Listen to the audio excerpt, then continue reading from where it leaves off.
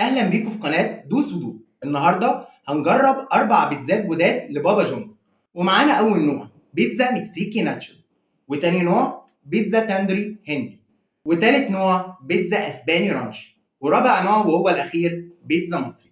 ويلا بينا ندوس وندوق. وهنبتدي باول نوع بيتزا هندي تاندري. يلا نفتح العلبه ونشوف شكلها. وعاملين هنا في العلبه امان علشان نضمن ان مفيش حد فتحها قبل كده.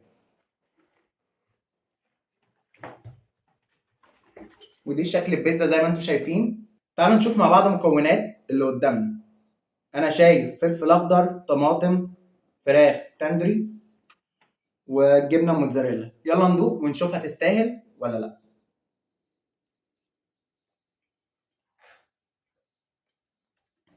طعمها حلو، الفراخ تتبيلتها جديده، وده طعم هندي وفيه سنه سبايسي بسيطه قوي. طعم الفلفل الالوان مع الطماطم ميكس حلو، مش زياده، مش مضيع طعم البيتزا. طعمها كويس، بس مش هنحكم غير لما ندوق الأطعم التانية ونرتبهم ونشوف مين أحلى واحدة ومين تاني واحدة ومين تالت واحدة ومين رابع واحدة، وإيه أقوى حاجة فيهم إن إحنا نجيبها بعد كده. يلا بينا نشوف تاني نوع. ومعانا تاني بيتزا مكسيكان ناتشو. يلا بينا نفتحها ونشوف مكوناتها إيه.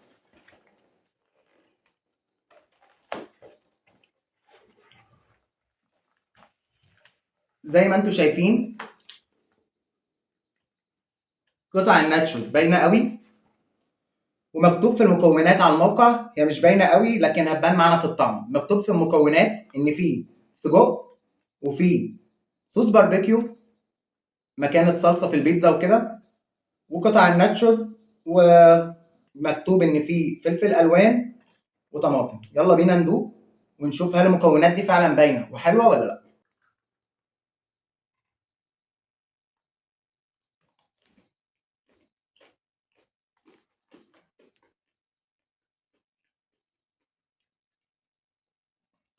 كنتش متخيل ان حلوه قوي. فكره ان ادوق الناتشوز مع البيتزا كنت مستغربها شويه، بس تجربه جديده، وما اقدرش اقول وحشه وما اقدرش اقول حلوه. هي جديده ومختلفه شويه، بس عجبتني، يعني ممكن اجربها تاني. ويلا بينا نشوف تالت نوع معانا. ومعانا تالت نوع بيتزا اسباني رانش. تعالوا نشوف ايه المكونات اللي فيها.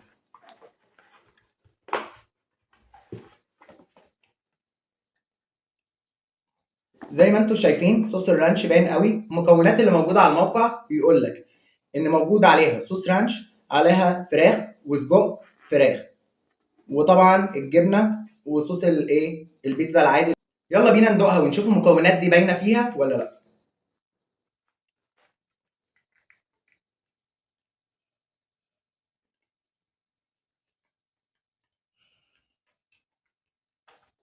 طبعا بابا جونز مميزه جدا بالرانش بتاعها، يعتبر احلى بيتزا تاكلها رانش. طعمها مش جديد، يعني ما حسسنيش ان انا باكل طعم جديد او طعم مميز قوي، لا.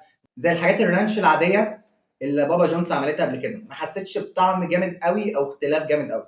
كويسه، بس بالنسبه لي مش جديده، لا دقتها قبل كده في بابا جونز.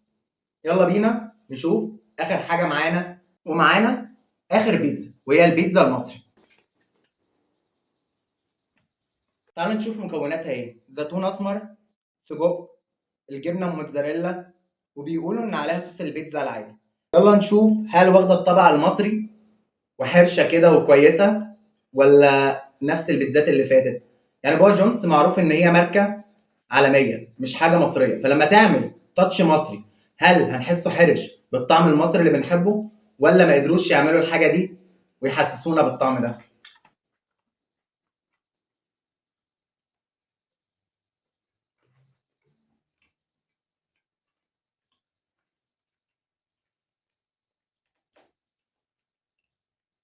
بابا جونز بصراحه تكسب. طعم السجق مع الحاجات اللي حاطينها حسيت بتحبيشه حلوه قوي، تحبيشه كده واخده الطابع المصري. ما اعرفش وصلوا لها ازاي بنفس المكونات اللي يعتبر دوقتها في بيتزات تانية، لكن بجد حلوه وحرشه وطعمها مختلف، واقدر اقول عليها مصري. اهي دي بالنسبه لي ممكن في التقييم اقول رقم واحد. تاني نوع معانا بيتزا تاندري هندي. دي يعتبر تاني حاجه بالنسبه لي. وبالنسبه لي تالت حاجه معايا هي بيتزا مكسيكي ناتشوز. واخر حاجه هي بيتزا الرانش، مش عشان وحشه لكن عشان ما ادانيش حاجه مختلفه، ما حسيتش ان انا باكل طعم جديد من بابا جونز. وبكده خلصنا تجربه النهارده. استنونا في حاجه جديده وتجربه جديده في قناه دوس ودوق.